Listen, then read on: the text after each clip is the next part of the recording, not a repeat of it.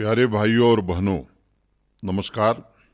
अमृत काल खंड में स्वतंत्रता दिवस के महाउत्सव में हर आयु वर्ग के लोगों ने आत्मनिर्भर जम्मू कश्मीर के जागरण की मशाल अगली पीढ़ी को सौंपी है।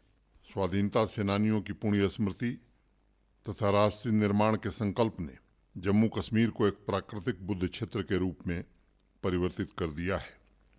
इस अमृत महोत्सव में जम्मू कश्मीर के सांस्कृतिक आध्यात्मिक आभा मंडल ने पूर्वजों की समृद्ध विरासत, वसीयत और भविष्य के लक्ष्य को एकाकार कर नए जम्मू कश्मीर के अभ्युदय के रास्ते तय करने की ठानी है। 15 अगस्त का अमृत उत्सव भोर का पाखी था, जिसने एक नई सुबह, एक नए युग की शुरुआत का संकेत दिया है। मैं सभी नागरिकों, सभी श्रोताओं के प्रति हर घर तिरंगा उत्सव की अंतः ऊर्जा में बढ़ चढ़कर योगदान देने के लिए हृदय से कृतज्ञता ज्ञापित करता हूँ। एक श्लोक है, कलिः शयानो भवति संजिहा नस्तु द्वापरः उत्तिष्ठम स्तेत्रा भवति कृतम संपदयते चरणः। जो सो रहा है वह कली है, नींद से उठ बैठने वाला द्वापर है, उठकर खड़ा हो जाने वाला त्रेता है, लेकिन जो चल पड़ता है वह स्वर्ण युग बन जाता है। जम्मू कश्मीर में एक नई गति आई है, जो नैतिक मूल्यों के साथ सही दिशा में चलने की प्रेरणा दे रही है। इस अमृत महोत्सव में हमने 4 बड़े संकल्प लिए हैं। जम्मू कश्मीर को भय मुक्त, भ्रष्टाचार मुक्त, नशा मुक्त और रोजगार युक्त यूटी बनाना है। बुजुर्गों, नौजवानों, महिलाओं को इस अभियान में योगदान देना होगा, तभी हम अपने संकल्पों की सिद्धि और 75 वर्ष की उपलब्धियों का विस्तार कर पाएंगे। हमें यह नहीं भूलना चाहिए कि जन भागीदारी ही प्रशासनिक व्यवस्था का आधार है और इसने जमीनी स्तर पर कार्यक्रमों के क्रियान्वयन को नए अर्थ दिए हैं। प्रत्येक व्यक्ति की गरिमा, उसकी आवश्यकताएं, समता और सामाजिक न्याय को संरक्षित रखना इस अमृत काल खंड का संकल्प है और आप सभी के सहयोग से हम यह लक्ष्य को प्राप्त कर सकेंगे।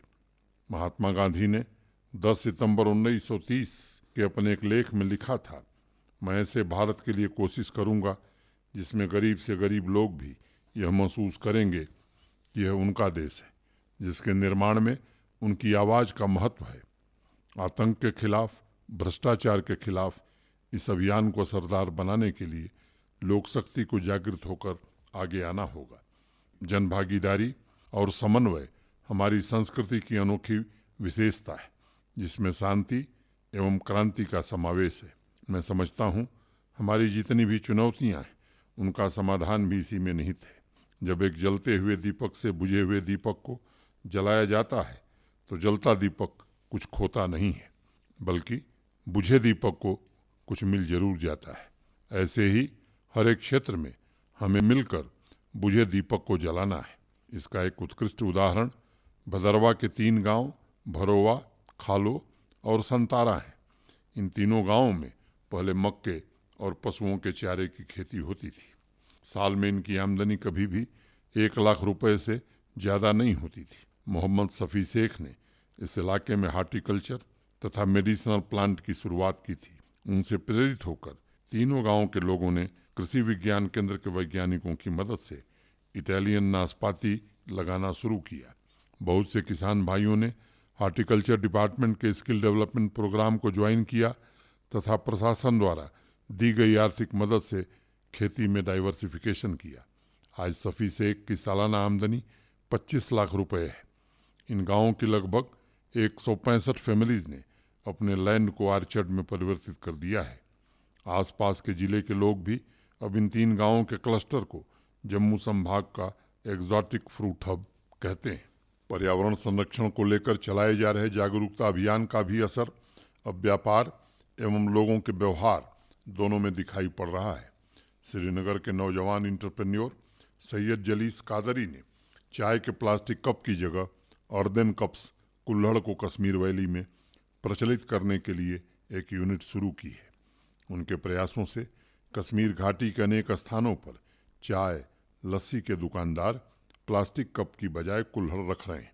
सभी पीढ़ियों के लोग भी अब कुल्हड़ पसंद करने लगे तथा शादी, ब्याह के उत्सव और अवसर पर जलीस कादरी के कुल्हड़ की मांग बढ़ गई। मैं बारंबार इस बात पर जोर देता हूँ कि पर्यावरण संरक्षण की चेतना समाज के सबसे निचले स्तर तक पहुँचनी आवश्यक है, तभी यह हमारी रोजमर्रा की जिंदगी का हिस्सा बन सकता है। पर्यावरण संरक्षण के लिए सस्टेनेबल लाइफ स्टाइल को अपनाना जरूरी है और कुल्हड़ तो सदियों से हमारी परंपरा का हिस्सा रहा है। मुझे पूर्ण विश्वास है जलीस कादरी साहब का यह प्रशंसनीय प्रयास अवाम के सभी वर्ग को अपनी परंपरा की अच्छाई को अपनाने के लिए प्रेरित करेगा।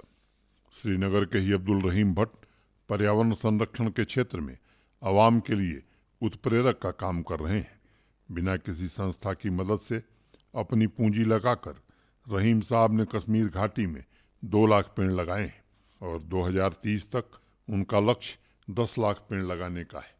जो कुछ यहाँ अर्जित किया है उसका कुछ हिस्सा समाज को वापस लौटाने की उनकी भावना काबिले तारीफ है। हम सभी का यह प्राथमिक दायित्व है कि विकास के रास्ते पर चलते हुए प्राकृतिक संसाधनों को विनाश से बचाने को प्राथमिकता दें। हमारे प्राकृतिक संसाधन सीमित हैं और उनका बने रहना खुशहाल समाज के लिए आवश्यक है। रियासी डिस्ट्रिक्ट की रहने वाली अनीता देवी जी नारी शक्ति का जीता जागता उदाहरण है। दूर दराज के पहाड़ी इलाकों की चुनौतियों को अनीता जी ने अवसर में बदल दिया है। अपने आसपास के गांवों की 1300 महिलाओं को इकट्ठा करके उन्होंने एक सेल्फ हेल्प ग्रुप की स्थापना की। आज सभी महिलाएं वोकल फॉर लोकल अभियान को आगे बढ़ाते हुए जंगली घास से हैंडीक्राफ्ट के प्रोडक्ट्स बना रही हैं और सीजनल फ्रूट्स में वैल्यू एडिशन कर नए ऑर्गेनिक उत्पाद भी तैयार कर रही हैं। नारी सशक्तिकरण की मुहिम से जम्मू कश्मीर की महिलाएं न सिर्फ आर्थिक रूप से अपने पैरों पर खड़ी हो रही हैं, बल्कि उनके जरिए गांव तथा समाज में भी सार्थक बदलाव हो रहा है। मैं ईश्वर से कामना करता हूं कि अनीता जी तथा उन जैसी अन्य बहनें अपने उद्देश्य में दिनों दिन अधिक सफल हों। जम्मू कश्मीर प्रशासन महिलाओं को आर्थिक अधिकारों के साथ साथ शैक्षिक और सामाजिक तौर पर अधिकार संपन्न बनाने के लिए कृत संकल्पित है। मैंने हमेशा इस बात को स्वीकार किया है कि सभी गतिविधियों में स्त्रियों का योगदान पुरुषों के बराबर होता है, इसलिए सर्वतोमुखी विकास के लिए उनका आर्थिक रूप से सशक्त होना आवश्यक है। डोडा से रेवा रैना ने महिला सशक्तिकरण तथा वीमन एंटरप्रेन्योर्स से संबंधित कुछ सुझाव भेजे हैं। रेवा ने लिखा है कि जम्मू कश्मीर प्रशासन को वीमेन एंटरप्रेन्योर्स की स्पेशल ट्रेनिंग वर्कशॉप के लिए विशेष प्रावधान बनाना चाहिए। उन्होंने लिखा है कि ऐसी वीमेन एंटरप्रेन्योर्स जो स्मॉल स्केल कंपनी चला रही हैं, उनके प्रोडक्ट्स की मार्केटिंग के लिए एक इंस्टीट्यूशनल मैकेनिज्म तैयार किया जाए ताकि उन्हें अच्छी कीमत मिल सके। रेवा ने आगे लिखा है कि वीमेन एंटरप्रेन्योर्स के लिए इंटीग्रेटेड कैपिटल मैकेनिज्म की व्यवस्था आवश्यक है। जो वीमेन एंटरप्रेन्योर्स अपने बिजनेस स्केल को बढ़ाना चाहती हैं, उनके लिए स्पेशल फाइनेंस की व्यवस्था की जानी चाहिए। रेवा, आपके सुझाव के लिए बहुत बहुत धन्यवाद। पिछले 2 वर्षों में प्रशासन ने विमेन एंटरप्रेन्योर्स के लिए कई कार्यक्रम एवं योजनाएं शुरू की हैं। हौसला, तेजस्विनी, उम्मीद जैसे कार्यक्रमों के जरिए हमने कोशिश की है कि उन्हें आर्थिक मदद के साथ जरूरी ट्रेनिंग तथा स्किल अपग्रेडेशन के व्यापक अभियान से जोड़ा जाए। 2021-22 के वित्तीय वर्ष में अपना खुद का रोजगार शुरू करने के लिए 1840 करोड़ रुपए की आर्थिक मदद भी विभिन्न बैंकों के जरिए दी गई है। हमने इस अभियान में MTC model, market network, training तथा कंटिन्यूअस सपोर्ट को अपनाया है ताकि व्यक्तिगत सहायता के साथ विमेन एंटरप्रेन्योर्स का एक मजबूत इकोसिस्टम जम्मू कश्मीर में स्थापित किया जा सके। Jammu Kashmir trade promotion organisation ने national institute for micro, small and medium enterprises तथा इंडिया SME फोरम एवं फ्लिपकार्ट के साथ पार्टनरशिप की है। इससे हमें जम्मू कश्मीर की विमेन एंटरप्रेन्योर्स को देश के अन्य राज्यों की विमेन एंटरप्रेन्योर्स के नेटवर्क से जोड़ने में मदद मिली है। तेजस्विनी स्कीम के अंतर्गत पिछले वित्तीय वर्ष में 2000 बच्चियों को इंटरप्रेन्योर्स बनाया गया है और उन्हें 102 करोड़ रुपए की आर्थिक सहायता भी दी गई है। सभी इंटरप्रेन्योर्स को JKEDI द्वारा स्किल डेवलपमेंट की ट्रेनिंग भी सुनिश्चित की गई है। सितंबर में हौसला स्कीम का दूसरा फेज शुरू होगा और आपके इंटीग्रेटेड कैपिटल और ट्रेनिंग पर फोकस तरीके से प्लान बनाने के लिए मैं JKTPO को अवश्य निर्देश दूंगा। कुपवाड़ा से अल्ताफ हुसैन ने जम्मू तथा कश्मीर संभाग में पहाड़ियों से घिरे खूबसूरत गार्डन्स के बेहतर रखरखाव के संबंध में मुझे एक पत्र भेजा है। अल्ताफ ने लिखा है कि ज़्यादातर गार्डन्स में लैंडस्केप एक्सपर्ट्स की कमी है और floriculture department trend man power का इस्तेमाल करके इन गार्डन्स का बेहतर रखरखाव कर सकता है। अल्ताफ ने आगे लिखा है कि बहुत से नौजवानों ने प्रशासन के स्किल डेवलपमेंट इनिशिएटिव के अंतर्गत लैंडस्केपिंग की ट्रेनिंग दी है और प्रशासन गार्डन्स के संरक्षण में युवा टैलेंट पूल का इस्तेमाल कर सकता है। फ्लोरिकल्चर के ही संबंध में गांदरबल के पीरजादा विकार शाह ने मुझे एक पत्र भेजा है। विकार शाह ने लिखा है कि कृषि में डाइवर्सिफिकेशन के ऑप्शन में फ्लोरिकल्चर को औपचारिक रूप से शामिल करना चाहिए, क्योंकि जम्मू कश्मीर में फ्लावर्स की वैरायटी और क्वालिटी दोनों देश के अन्य राज्यों से बेहतर है। विकार शाह ने 4 मुख्य बातों की चर्चा की है: फ्लोरल क्रॉप्स की जानकारी किसानों तक पहुंचाने का प्रयास, वैल्यू एडिशन, स्टोरेज फैसिलिटी तथा मार्केट लिंकेज। विकार शाह ने आगे लिखा है कि क्षेत्रीय स्तर पर मॉडल नर्सरीज तथा फ्लोरल प्लांटिंग मटेरियल के लिए इस सेक्टर से जुड़े कोऑपरेटिव सोसाइटी के प्रमोशन पर भी विचार किया जा सकता है। अल्ताफ और विकार, आपके पत्र के लिए बहुत बहुत शुक्रिया। पिछले 2 वर्षों में फ्लोरिकल्चर डिपार्टमेंट में मैसिव स्केल पर रिफॉर्म्स किए गए हैं और आज की तारीख में डिपार्टमेंट 11,000 कैनाल में फैले 275 गार्डन्स को संचालित कर रहा है। हमने कोशिश की है कि दोनों डिवीज़न में थीम पार्क की स्थापना की जाए और इस वर्ष रामबन का ट्यूलिप गार्डन भी तैयार कर लिया गया है। अगले वर्ष मार्च अप्रैल में श्रीनगर की तरह वहाँ भी ट्यूलिप शो आयोजित किया जाएगा। ये सच है कि बहुत सी पोजीशन सालों से रिक्त हैं। पिछली रिव्यू मीटिंग में भी उस विषय पर चर्चा हुई थी। डिपार्टमेंट ने ऐसे 100 पदों को चिन्हित करके जनरल एडमिनिस्ट्रेशन डिपार्टमेंट को भेज दिया है और मैं उम्मीद करता हूँ कि जल्द ही उन पदों को भरने की प्रक्रिया शुरू की जाएगी। विकार साहब, मैं फ्लोरिकल्चर के पोटेंशियल पर आपके ख्यालात से पूर्णतया सहमत हूँ। पिछले वर्ष हमने किसानों को फ्लोरिकल्चर कल्टीवेशन के लिए प्रेरित करने का अभियान चलाया है। वर्तमान में लगभग 190 हेक्टेयर एरिया में फूलों की खेती हो रही है, जिसमें 56 हेक्टेयर एरोमेटिक प्लांट्स हैं। मिशन एरोमा के तहत जम्मू डिवीज़न में एक नई क्रांति का जन्म हुआ है और लेवेंडर फ्लावर की खेती से किसान भाइयों की आमदनी में कई गुना वृद्धि हुई है। पिछले वर्ष फ्लावर कल्टीवेशन से किसानों को करीब 19.77 करोड़ रुपए की आमदनी हुई थी और इस वर्ष हमने 40 करोड़ रुपए के उत्पादन का लक्ष्य रखा है। इस कार्यक्रम के माध्यम से मैं कृषि हार्टिकल्चर से जुड़े लोगों से, खासकर युवाओं से अपील करना चाहता हूं कि फ्लोरिकल्चर डिपार्टमेंट तथा भारत सरकार द्वारा चलाई जा रही योजनाओं का लाभ उठाएं और बढ़ चढ़कर आत्मनिर्भर जम्मू कश्मीर के निर्माण में अपना योगदान दें। मैं फ्लोरिकल्चर डिपार्टमेंट को भी निर्देश दूंगा कि दोनों डिवीज़न में विभिन्न योजनाओं के बारे में अवेयरनेस कार्यक्रम चलाए जाएं और इस तरह के आयोजन में बायर्स सेलर्स मीट का भी आयोजन किया जाए। आपके कोऑपरेटिव सोसाइटी के सुझाव पर भी मैं डिपार्टमेंट ऑफ कोऑपरेटिव को अवश्य आवश्यक कार्रवाई का निर्देश दूंगा। जम्मू से inner wheel club charity organisation की प्रेसिडेंट श्रीमती अनीता गोयल ने यूटी में वाइब्रेंट सिविल सोसाइटी के इकोसिस्टम तथा सिविल सोसाइटी प्रशासन के संबंधों के बारे में मुझे कुछ सुझाव भेजे हैं। अनीता जी ने लिखा है कि जिस प्रकार जम्मू कश्मीर प्रशासन अपनी पॉलिसी मेकिंग में आम आदमी के सुझावों को शामिल कर रहा है, उसी तरह सिविल सोसाइटी के साथ भी संवाद के लिए एक प्लेटफॉर्म निर्मित कर उनके सुझावों पर भी विचार किया जा सकता है। मेरा आग्रह होगा कि ये जो प्लेटफॉर्म है, इसमें आपको भी मैं आमंत्रण देता हूँ, आइए और इस प्लेटफॉर्म पर सुझाव दीजिए। उन्होंने 2 उदाहरण के जरिए सिविल सोसाइटी तथा प्रशासन के संबंधों में प्रगाढ़ता लाने का अनुरोध किया है।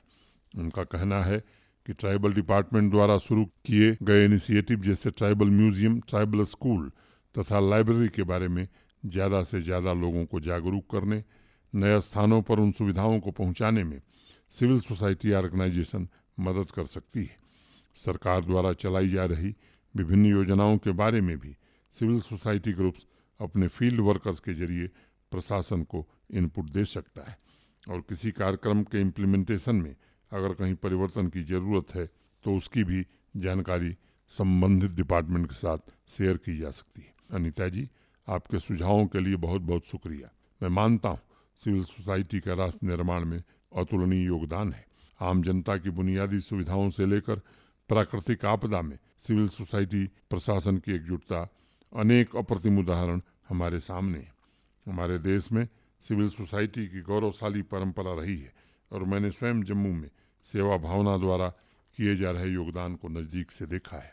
आपके सुझाव पर मैं एडमिनिस्ट्रेटिव सेक्रेटरीज की मीटिंग में आवश्यक निर्देश जरूर दूंगा। मैं आप सभी से अनुरोध करूंगा, रचनात्मक कार्यक्रमों के माध्यम से सामाजिक विकास की प्रक्रिया को गति दें तथा प्रशासन द्वारा चलाए जा रहे जन कल्याण कार्यक्रमों की जानकारी लोगों तक पहुंचाएं। मुझे पूरा यकीन है कि सिविल सोसाइटी की भागीदारी से उन वर्गों तक योजनाओं को पहुंचाने में आसानी होगी जिनके कल्याण के लिए ये कार्यक्रम चलाए जा रहे हैं। एक छोटी सी कहानी है। महात्मा बुद्ध का एक गांव में आगमन हुआ और उस गांव के किसान के घर में उन्होंने रुकने का फैसला किया। किसान और उसका परिवार मिलकर रोज उनकी आवभगत करता और दिन के वक्त बुद्ध उस किसान के साथ उसके खेत तक चले जाते थे। वह किसान खेतों में काम करता रहता और बुद्ध वहीं पेड़ के नीचे बैठकर ध्यान करते और कभी कोई मिलने आता तो उसके साथ बैठकर बातचीत करते। यह सिलसिला कई दिनों तक चला। आखिर एक दिन किसान ने कहा, भगवान, रोज मैं आकर खेतों में काम करता हूँ और आप चुपचाप पेड़ के नीचे बैठे रहते हैं और थोड़ा बहुत लोगों से बातचीत कर लेते हैं। मेरे मन में एक जिज्ञासा है, किसान तो खेत कल्टीवेट करता है, लेकिन आप लोगों से जो बातचीत करते हैं उससे आप क्या कल्टीवेट कर रहे हैं? बुद्ध उस किसान की तरफ देखकर मुस्कराए और बोले, मैं भी किसान हूँ, शायद तुमने मुझे पहचाना नहीं। हालांकि मेरा खेत और मेरी फसल तुमसे थोड़ी भिन्न है। मैं जागरूकता की फसल बो रहा हूँ। जो लोग भी मेरे पास आकर बैठते हैं, मैं उनके अंदर कर्तव्यों का बीज बो रहा हूँ। मैं उन्हें सही रास्ते पर चलकर जीवन यापन और अपने समाज के प्रति कर्तव्यों के बारे में बताता हूँ। यह भी एक बीज है जिसे मैं उनके मन और आत्मा में बोने की कोशिश कर रहा हूँ। धीरे धीरे सही समय पर यह फूल बनेंगे और समाज को इसका लाभ मिलेगा। प्यारे भाइयों और बहनों, यह सच है, हम जैसा बीज बोएंगे वैसी ही फसल तैयार होगी। सिविल सोसाइटी ऑर्गेनाइजेशंस तथा समाज के सभी प्रबुद्ध नागरिकों का दायित्व है कि उपेक्षित और वंचित वर्गों से संवाद स्थापित करें, प्रशासन के कार्यक्रमों के बारे में उन्हें जागरूक करें ताकि उन्हें योजनाओं का लाभ मिल सके और उनके अंदर भी आत्मगौरव की भावना पैदा हो। कुलगाम की साहिना अख्तर इसी तरह अपने जिले की महिलाओं में स्वावलंबन का बीज बोने का काम कर रही हैं। उन्होंने सॉल वीविंग की कला को सिर्फ अपने तक सीमित नहीं रखा है, वो अपने एरिया की महिलाओं को मुफ्त कोचिंग दे रही हैं ताकि वो आत्मनिर्भर बन सकें। साहिना ने ऐसी 20 महिलाओं को प्रशिक्षित किया है और उनका ये अभियान अनवरत जारी है। मैं साहिना को इस नेक काम के लिए बहुत बहुत बधाई देता हूँ। जम्मू से पूनम शास्त्री ने पुरातत्व संरक्षण के संबंध में कुछ अत्यंत रोचक सुझाव मुझे भेजे। उनका पहला सुझाव है कि स्कूलों में बच्चों को यूटी के सांस्कृतिक धरोहरों के बारे में जानकारी दी जानी चाहिए ताकि वह अपने आसपास मौजूद अनेक ऐतिहासिक स्थलों से परिचित हो सकें। उनका दूसरा सुझाव है कि आर्कियोलॉजी डिपार्टमेंट द्वारा किए जा रहे संरक्षण के कामों के लिए अलग अलग फील्ड एक्सपर्ट्स को शामिल करना चाहिए ताकि उनके कंजर्वेशन का काम सुनियोजित तरीके से किया जा सके। पूनम ने आगे लिखा है कि केंद्र सरकार के एडॉप्ट हेरिटेज अपनी धरोहर अपनी पहचान को बैक टू विलेज अभियान की तरफ पूरे जम्मू कश्मीर में चलाना चाहिए और कम्युनिटी फंडिंग के जरिए इनके रखरखाव की जिम्मेदारी तथा जवाबदेही तय होनी चाहिए। पूनम, आपके सुझावों के लिए बहुत बहुत धन्यवाद। कुछ हफ्ते पहले ही मैंने आर्कियोलॉजी डिपार्टमेंट की रिव्यू मीटिंग ली थी। यूटी लेवल की कमेटी द्वारा चिन्हित 75 धरोहरों के कंजर्वेशन प्रिजर्वेशन का काम जल्द शुरू किया जाएगा। लगभग सभी स्टेक होल्डर्स को इस कार्यक्रम में शामिल किया गया है। आपके सुझावों को ध्यान में रखते हुए सभी फील्ड के एक्सपर्ट्स की मौजूदगी सुनिश्चित करने के लिए मैंने आवश्यक निर्देश दिए हैं। बच्चों को अपने सांस्कृतिक ऐतिहासिक हेरिटेज से परिचित कराने के लिए राष्ट्रीय शिक्षा नीति के अनुशंसा के अनुरूप Jammu Kashmir school board of education ने कदम उठाने शुरू कर दिए हैं। मैं मानता हूँ कि ज्ञान वही है जिससे सुगंध उठे और सिलेबस में इसी भावना को आधार बनाया जा रहा है। इस वर्ष से कक्षा 6 से 8 तक के बच्चों के लिए सोशल साइंस पाठ्यक्रम में जम्मू कश्मीर तथा देश की महान हस्तियों और ऐतिहासिक जगहों से संबंधित कंटेंट उपलब्ध कराए गए। एडॉप्ट हेरिटेज का सुझाव प्रशंसनीय है। पिछले वर्ष जिंदल ग्रुप ने निसात गार्डन तथा शालीमार गार्डन को एडॉप्ट किया था, जो जम्मू कश्मीर के लिए बिल्कुल एक नई शुरुआत थी। जम्मू डिवीज़न में जिंदल ग्रुप ने प्राचीन आध्यात्मिक सांस्कृतिक विरासत शिवखोड़ी के रेस्टोरेशन की स्टडी भी कंप्लीट कर ली है और जल्द ही MOU साइन होने के बाद उस पर काम भी शुरू कर दिया जाएगा। इस कार्यक्रम के माध्यम से मैं सभी प्रबुद्ध नागरिकों से अनुरोध करना चाहूँगा कि वो अपने अपने इलाके में ऐसे प्राचीन स्थलों की पहचान करें, उससे संबंधित जानकारी ब्लॉक अधिकारी या डिप्टी कमिश्नर्स को ब्लॉक दिवस के माध्यम से पहुँचाएँ। मैं पंचायती राज संस्थाओं के सभी जनप्रतिनिधियों का भी इस अभियान से जुड़ने का आह्वान करता हूँ। आज़ादी के अमृत काल खंड में प्रशासन प्राचीन धरोहरों के रखरखाव तथा अनसंग हीरोज की गाथा को जागृत करने का प्रयास कर रहा है और जन भागीदारी की भावना से इस दिशा में हम आवश्यक परिवर्तन करने में अवश्य सफल होंगे। जम्मू की उमा शर्मा ने यूटी में लिटरेरी कल्चर को प्रमोट करने के संबंध में एक सुझाव भेजा है। उमा जी ने लिखा है कि जम्मू में एक वार्षिक लिटरेरी फेस्टिवल आयोजित करना चाहिए ताकि टैलेंटेड लेखकों को पहचान मिल सके। उन्होंने एकेडमिक इंस्टीट्यूशंस तथा शहर में प्राइवेट एंटरप्रेन्योर्स को बुक कैफे या लाइब्रेरी कैफे खोलने के लिए प्रोत्साहित करने का सुझाव भी दिया है। उनका तीसरा सुझाव है कि जम्मू कश्मीर प्रशासन को लाइब्रेरीज के डिजिटाइजेशन की प्रक्रिया को तीव्र करना चाहिए, जिससे इस योजना का लाभ सभी एकेडमिक इंस्टीट्यूशंस तथा बच्चों को मिल सके। उमा जी, आपके सुझावों के लिए बहुत बहुत धन्यवाद। मैं समझता हूँ शारदा पीठ नाम से विख्यात जम्मू कश्मीर में अथाह लिटरेरी टैलेंट है और अनेक भाषाओं के रचनाकारों ने वैश्विक ख्याति अर्जित की है। इसी को ध्यान में रखते हुए गत वर्ष 2021 से जम्मू तथा कश्मीर दोनों डिवीज़न में वार्षिक लिटरेरी फेस्टिवल शुरू किया गया। पिछले साल एक फेस्टिवल गुलमर्ग में तथा दूसरा फेस्टिवल पटनी टॉप में आयोजित किया गया था। दोनों स्थानों पर जम्मू कश्मीर तथा देश के जाने माने लेखकों के अलावा नए लेखक और कवि भी आमंत्रित किए गए थे। मैं स्वयं उन दोनों फेस्टिवल्स में शामिल था।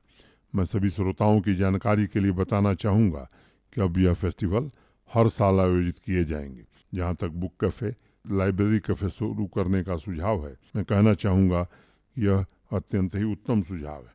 देश के अनेक शहरों में आजकल ऐसे कैफ़ेज सफलतापूर्वक चल रहे हैं। मैं आप जैसे लेखकों तथा सभी नागरिकों से भी गुजारिश करूंगा कि वे अपने सोशल सर्कल में इंटरप्रेन्योर्स को इस तरह के वेंचर के लिए प्रोत्साहित करें। मैं भरोसा देता हूं कि प्रशासन उनकी पूरी मदद करेगा।